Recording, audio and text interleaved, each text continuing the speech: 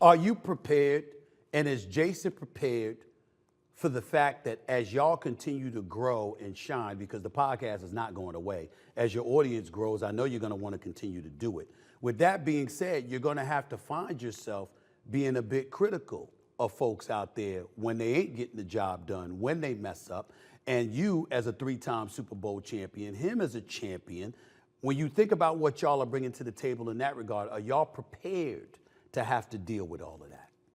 And you know what? I think that's what makes guys like yourself so good is the ability to be true. And I think you've always been true to me in my career. Yeah. You've called me out on numerous times, and I've always accepted that. And I've always, reevaluated what I've been doing because you always keep it real and you always keep it honest. And that's why I love listening to you, big dog. But Appreciate you. I think that is a talent in itself.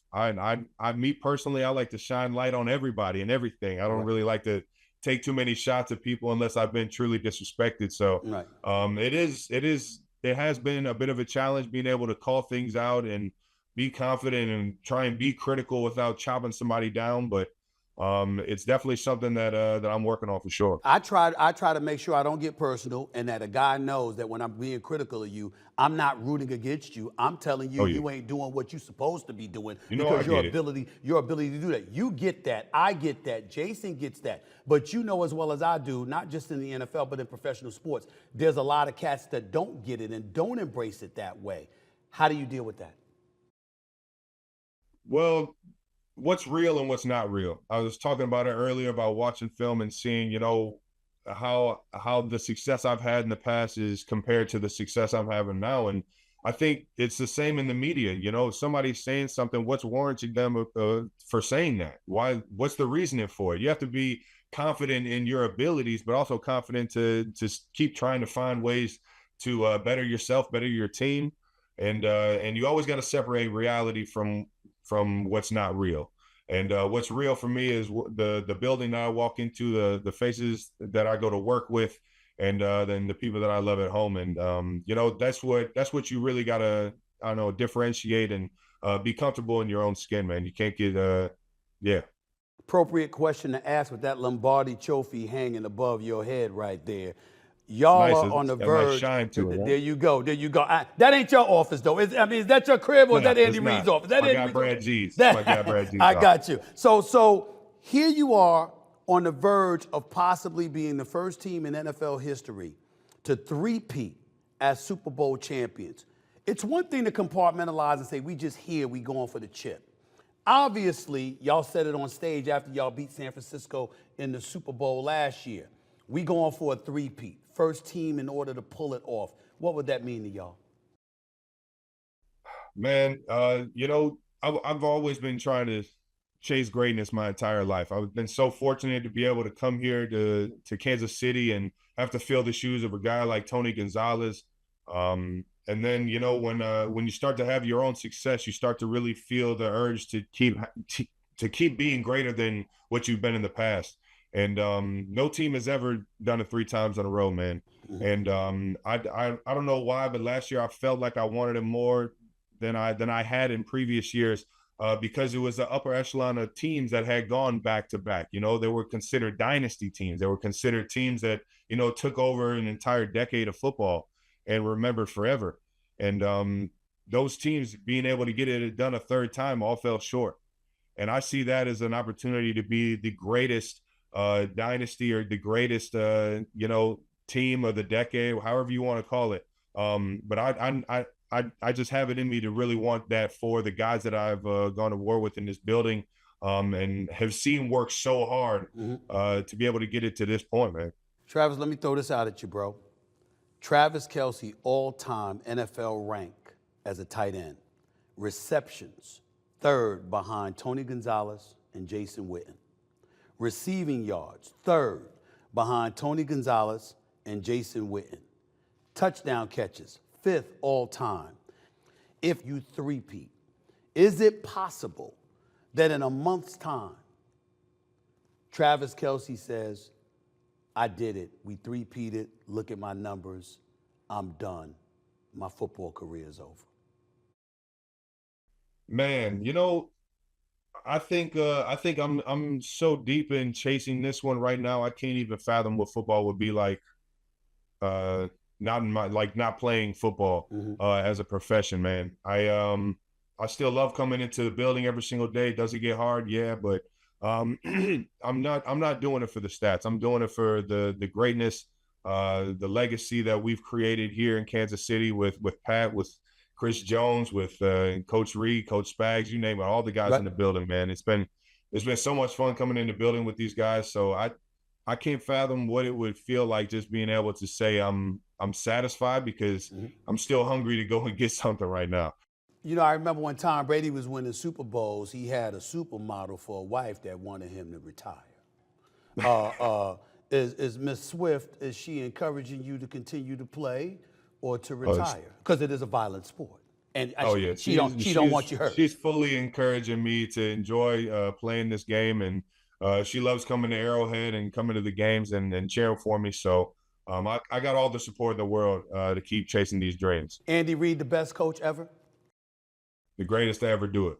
I've Even seen it even with day in, Belichick? day out, week Even with in, week out. The what? wins are there, the Super Bowls are there. He's gone everywhere he's gone, he's won. And he's done it in a way that's so much respected by everybody that plays for him.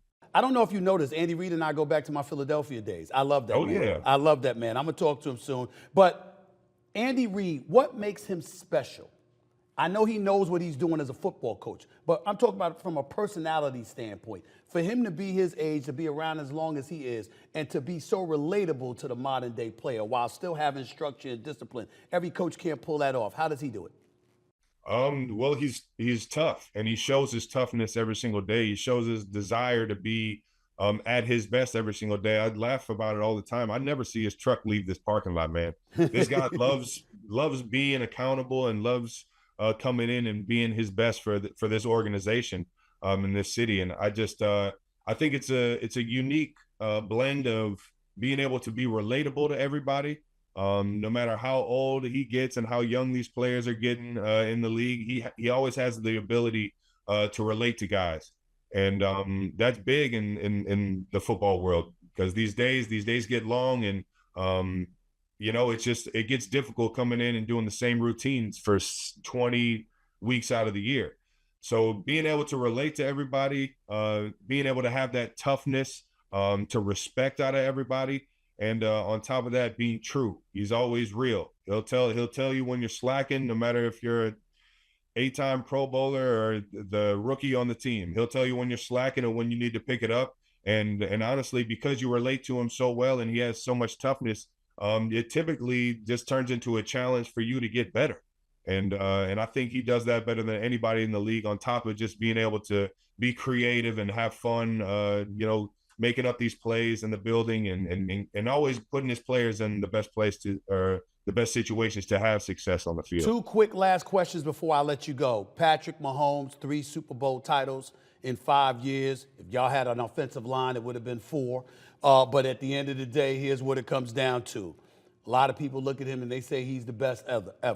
Others look at a Joe Montana, 4 rings. Others look at a Tom Brady, 7 rings. The three-peat will cement it, okay? But without the three-peat, you look at Patrick Mahomes right now, based on the guys that I mentioned, he's the best on the planet to you ever? Best to ever do it. The best to ever do it. And to be honest, I think, obviously I'm a little biased. I think I've been on the receiving end of a lot of Pat Mahomes throws that have just blown my mind that he could even make these throws sometimes. But his natural ability to make plays,